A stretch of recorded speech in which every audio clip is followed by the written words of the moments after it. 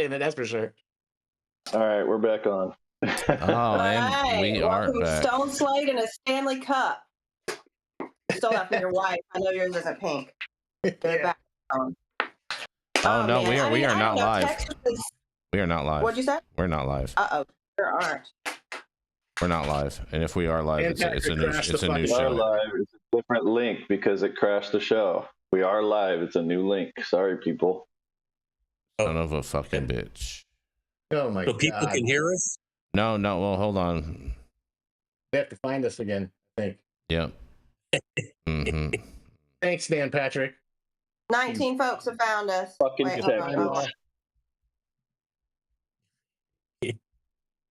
Anyway, yeah. What was I saying? No party has the moral high ground here. That's the problem. In California, the woke left overtaxed and overregulated. In Texas, the woke right just prohibits. And neither one of them have it right. Yeah, and we're back, you guys. Sorry about that, you guys. Not sure what happened. We have been having a couple technical difficulties this week, so there's been some things happening in the world we're not too sure of. Maybe it was from that sonic blast that Elon launched on Tuesday night. Oh, you mean the one that came back? It was entering back into space. Yeah, entering back into the atmosphere from space. So you're blaming Elon? Sure, why not? Just questions. I'm getting ready to judge hash today.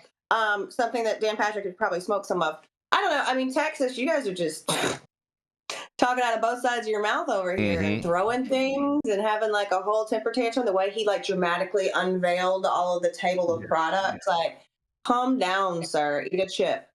He let all the reporters know. He let all the reporters know that there would be snacks at his press conference. That's not the he was being cute. Exactly. It's all political theater and all complete bullshit. That's so frustrating. People actually believe this, Stone. I guess, see, that's where the rubber meets the road. At some point, you keep talking and the people are like shaking their head and walking away. What do they actually do about this? Because these are the hobgoblins they've been dragging out since, the Controlled Substances Act. Oh, the children is going to do all these bad things to you. And the people that are voting with their dollars are telling you, we want this stuff. We want it. Find a way to give it to us. And oh, by the way, alcohol is a whole lot more toxic. These other drugs are a whole lot more abuse and habit forming. So the hobgoblins don't work with the average voter, but they get legislative capture here. And the Republicans have legislative capture in Texas. They're doing some shit that you just have to shake your head at. Why? This is not democracy. This is not what the will of the people is. This is not freedom. All those things that Republicans are supposed to stand for. This is, we don't want you to do this. By God, you do it, I'm going to kick your ass. Stop it. Exactly. And Brian Dombrowski in the chat, he says, call Governor Abbott's office now and tell him to veto SB 3. And I'm hearing he's pretty 50-50 on this, and apparently he doesn't want his legacy to be remembered for just totally banning THC altogether. So that is some positive, and so hopefully some people can come with some good talking points and get some messaging to him to help sway him. You know what I mean? Just a few percentage points that way. Well, you could have fooled the shit out of me that's not what he wants his legacy to be. Yeah. Well, it's a lot of people's jobs and a lot of money on the line that he would be responsible for really fucking up. So. Yeah. Think of the taxes. I mean, the children. Yeah. Oh, that's funny. What about the taxes? Yeah. Well, you can pass all the laws you want. You can't stop people from using this. Yeah. That's what they really aren't connecting the dots on. Let's just pass more laws. Well, I thought that was anti-Republican to just keep passing more laws. So it's like, call her ass out. I mean, I call out the Democrats for taxing and regulating the shit out of it. Call out the Republicans for trying to prohibit shit that the people just are not going to allow you to prohibit. You can't enforce these laws, so why do you keep passing them? Yeah. That's a fair point, Dale. And I guess on that, we're going to roll into our next commercial, and we are going to be right back. Thank you so much for that, Stone.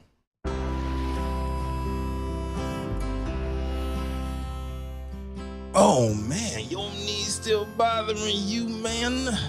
Yeah, I left one, you know? And I'll tell you what, I've been using this new CBD cream, and it works like a miracle. CBDs? I done heard about them CBDs. I was out there on them Twitters the other day, and I heard they get you high as a kite. Well, not this stuff. This stuff is tested. Every batch, all the way through, pharmaceutical grade, and in a GMP certified facility. So you know you're not going to have to worry about flying high. GMP certified? I might have to try some of this out. Where I'm even find this? You go directly to aimhighhemp.com and they will ship it to your door right away. Test it. It's not a name, it's a promise.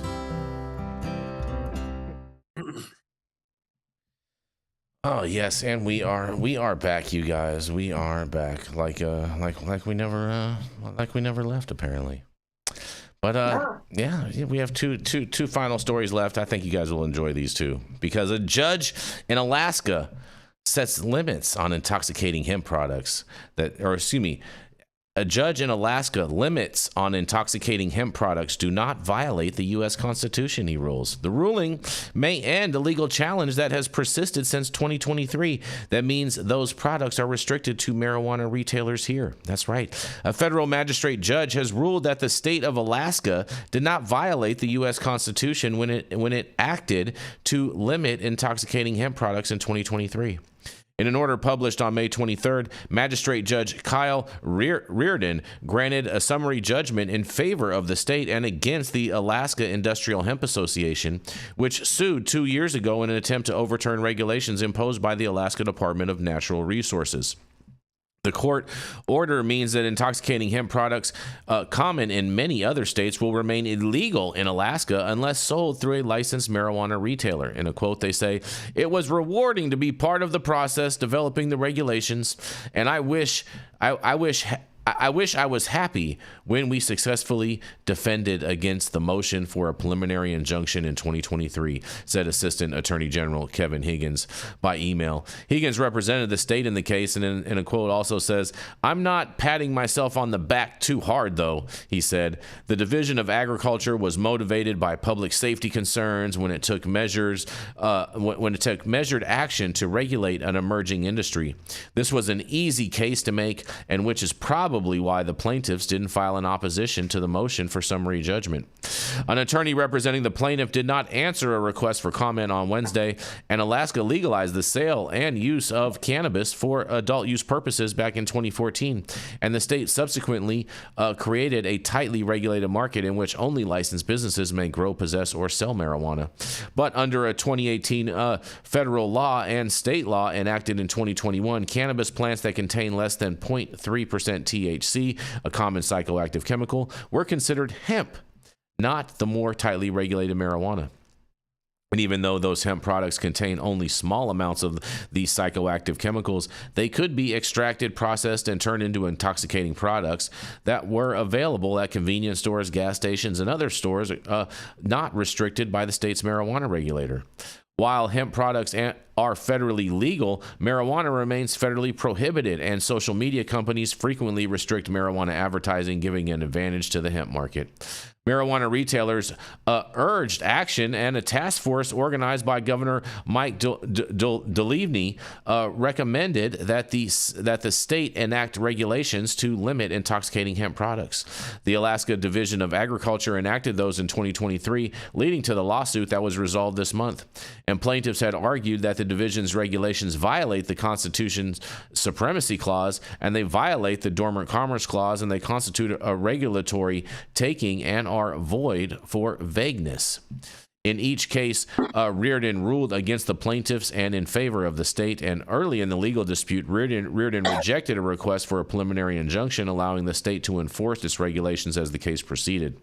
Already this year, enforcement officers from the Division of Agriculture and Alaska Alcohol and Marijuana Control Office have seized products from 3 businesses in Anchorage and 1 in Fairbanks. And Trevor Haynes, president of the Alaska Marijuana Industry Association and manager of a Fairbanks marijuana business, said that while the association has issues with the way the state is regulating hemp, it's good that the state's regulations for intoxicating hemp products were preserved in court, he says in a quote. That is one way to stop the development of a gray area where people will basically sell marijuana under the guise of hemp, he said.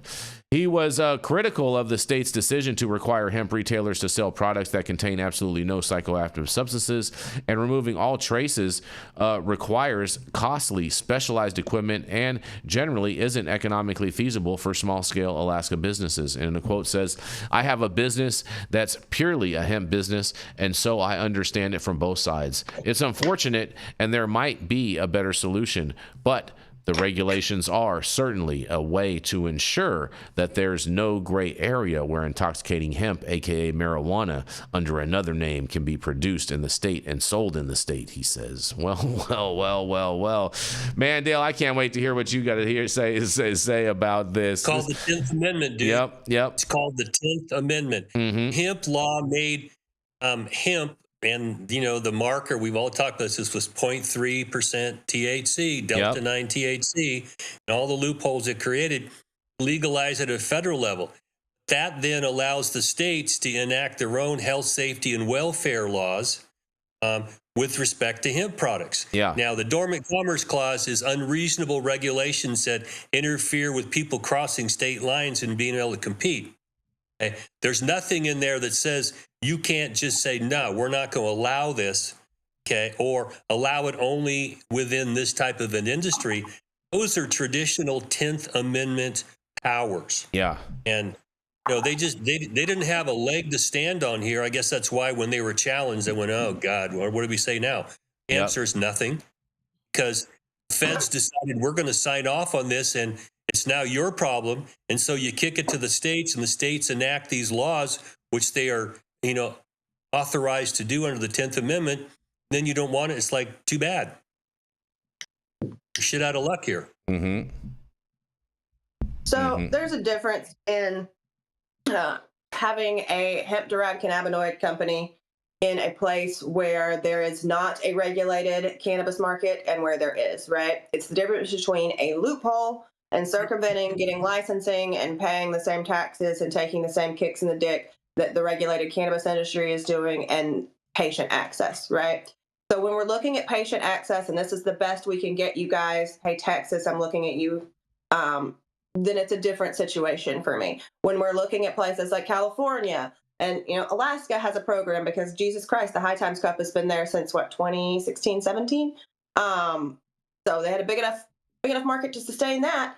I think that we're looking at it being an unfair playing field, and that's where the parity needs to come in. We need to actually make some real advances towards regulating these things in the same way, because if I smoke, a hemp pre-roll that's going to get me high because it's the same amount of THC that I would get in a regulated cannabis pre-roll, we're just calling it something else, then just let's acknowledge it's the same fucking thing. Jason, you go ahead and say your little line. It's all THCA at the end of the day. There you go. And actually put some regulations around this and regulate things appropriately. What do you got to say, Stone? I agree. I agree 100%. Obviously, yeah, you're looking at Texas. We got the same shit going on, here. Well, like without the regulated market, without a legal cannabis market, but it'll happen eventually. And I think you're right. The only way to fix that is they need to be regulated the same and putting the shops the same. Like it's treated the same. It's the same damn plant. That's the thing. These loopholes were created, but you made everybody jump through these fucking hoops to be able to legalize hemp in the first. Like it's fuck off, dude. It's a plant. Legalize it. What are we doing? No, I feel they don't know what they're doing. That's the problem. Mm-hmm. We're just reacting. And unfortunately, in our system, whether you like how it rolls out or not, feds have certain powers. Everything else belongs to the states. The states can decide what they want to do with alcohol too. Mm-hmm. And they have that power. It's the same thing here. And recognizing that we have a constitutional republic here Whether you learned it in school, it don't matter, because when you walk into court, the judges are very well familiar with the Supremacy Clause and the 10th Amendment and Commerce Clause and all that stuff. So, throw as much mud as you want against the wall. But when you want like a TRO, you got to go in and convince them we're probably going to win on the merits. The eyebrows go up and, how are you going to win on the merits here? And the answer is, well, we want to. Well, I don't give a shit what you want. We are a system of laws here. And if the state has the power to do this, in California, Newsom passed emergency regulations doing a lot of the same shit. Everybody pulled their hair out. Well, does he have the power to do that? Yes, he does. Yeah. May not like it, but they have the power to do that. Dale said, yes, he does. Mm-hmm. Yes, he does. You pack up your dolls and go have a drink and go battle them another day. Yeah, right. That's very true. That's very, very, very, very, very, very true. Well, man, I feel bad for what's happening. There is something that we need to fix somehow, some way. And I am here to help with that. But nonetheless, Massachusetts medical cannabis patients and state clash over use in the parks, you guys. I thought this would be a good story to end the day on, because years before the term social consumption existed, Massachusetts residents would take a joint, their medicine as they called it, while roaming state parks and trails. That's right. But in recent years, they say it seemed that state regulations had come down in their favor. Why it matters? Because citing state regulations that they say allow cannabis use in parks, medical patients are forging a path for safe, discreet consumption, while regulators are still debating what cannabis lounges would look like. That's right. Except it's not legal, you guys, because at least that's what the Department of Conservation and Recreation says, citing the same regulations. But it's leaving it all in a state of haze, because the Massachusetts Patient Advocacy Alliance started hosting Toke and Trail meetups at state parks back in 2024, seeing a carve out in DCR regulations for medical cannabis. And the meetups have drawn a dozen or more patients who find secluded picnic tables or corners to smoke or walk along on the trails. In a quote, they say, places like DCR parks can kind of create pathways for patients to use their medicine, says Jeremiah McKinnon, president and executive director of the MPAA. But there's always a reality check coming in to kick you in the pants, because medical patients in Massachusetts can buy cannabis, but that doesn't mean they're free to consume it anywhere, they say. Consuming can be increasingly difficult for those in public housing or in rentals where landlords prohibit smoking. And there's a friction point, because the DCR's regulations do not allow smoking or marijuana possession unless for fully duly authorized medical use, they say. And a DCR spokesman said the authorized medical use only clears possession, not consumption. And the DCR also pointed to the Cannabis Control Commission's guidance, stating in a quote, "You cannot use medical marijuana in any form, including smoking, vaping, or eating in public places or on federal land." The MPAA, however, says the phrase authorized medical use clears them. And a ranger once confronted the group at one of its meetups, only to relent once McKinnon pulled out a clipboard and showed the phrase in the regulations. And what's next? Well, the commission is reviewing draft social consumption regulations, though they do not currently spell out parameters for smoking in state park trails. And in a quote, public safety has been a main focus in the process of creating the new social consumption licenses, and that includes a goal of reducing potentially illicit consumption in public spaces, a CCC spokesperson said in a statement to Axios, you guys. Well, are these guys blazing a new trail? Or are they just eating a bunch of trail mix? I can't wait to hear what you guys have to say about this. Back when smoking weed was a felony, we had to find ways to not get caught.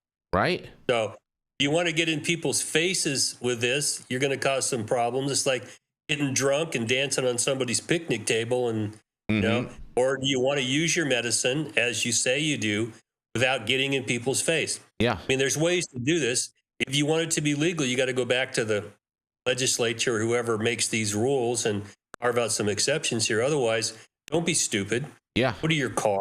Go find a place where you are not getting a lot of attention, hit your vape pen or whatever and go back and enjoy your day. Yeah. Why do you got to get in people's faces about this?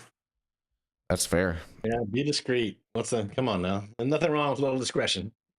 Yeah, I'm not. In a public park, obviously, there's going to be families around. So unless you're just being stupid, then you should be okay. But I don't know. Be respectful. Like, who said that? Robert Allen. Be respectful. I'm not mad at the respectfulness, but I think that there's nothing wrong with these people going to an outdoor parks area and consuming their cannabis. You know what I mean? As long as they're doing it safely and not starting any fires or anything like that, and you know what I'm saying, have proper, ashtrays and whatnot, so then that way they're not leaving any sparks anywhere. You know what I mean? I don't really see a big problem with that. What are you talking about? Just kidding. Jason, there are different kind of parks, right? So, like, I think we should break this down. These are state parks. These are state parks, not federal parks. I'm not talking about that, Jason. Oh, okay. I'm talking about, are these just like hiking way out in the woods, or are we talking about the little pond where the kiddies go fishing all summer? Well, it's saying that they go on trails and whatnot, and so I'm imagining kind of like a state park, like a real outdoorsy type of area. I'm not talking about somewhere where there's kids playing on a playground. That is not the vision that I get from this type of park that they're referring to. I mean, listen, if there's not an issue, there's not an issue. So, like, just don't be an asshole so there's not an issue. Exactly. Don't be an asshole. Great motto for all of life. Here's your starting point. And if they do pass this, and I think they should have signs up, we allow the consumption of alcohol or cannabis here, so be forewarned. And if you don't want it around your children, then, there's your forewarning. But short of that, I mean, there are people out there who don't want their kids exposed to alcohol or any kind of substances. Yeah. And they have the right to do that. So when they're there having a good time and you want to walk around and impose on them, then you're being the asshole. Okay. So back up a little bit, give some people respect. They have the right not to have to be exposed to this. Okay. And you can do that because, like I said, I've done all kinds of things on the trails out in the parks out there, including smoking weed. And you don't have to try to put a flag up and get all kinds of attention to yourself. Yeah. Don't be stupid. Don't be stupid. That's such a good line. The hard one for human beings because it's kind of in their nature. Yeah, exactly. Exactly right, Dale. People, some people will just never get it, I guess. I don't know what to say. I really don't know what to say. There will always be that guy that ruins it for everybody else. Right? No matter what. And you want to take him around the back of a tree and slap the shit out of him, causing you problems. The cops are here now because of you, asshole. That's fair enough. Fair enough. Any other thoughts on this, Jenny Beth? No. Okay. I'm judging rosin all day. Sorry. Here. Fancy. Is any of it any good? It's not like a possum eating shit. I just took a dab of some GMO that I'm not mad at. Hear that, you guys? She's not mad at it. I'm not. I'm mad at some of this shit, but the GMO I'm okay with. I'm just gonna have to send that stuff to Stone. Stop it.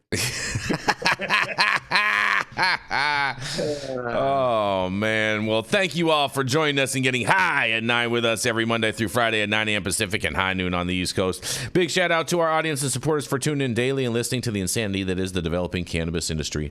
Huge thank you to Aim High Hemp Distribution, Tested, and Catalyst for helping us keep the lights on over here. And thank you to our correspondents for being absolutely amazing. Thank you to Cannabis Sativa L for giving us a reason to do this every day. And thank you to Cloud Media Partners Anthony out there in the metaverse. And thank you all for tuning in and getting high at 9 with us. We are America's #1 daily cannabis news show. And we are off.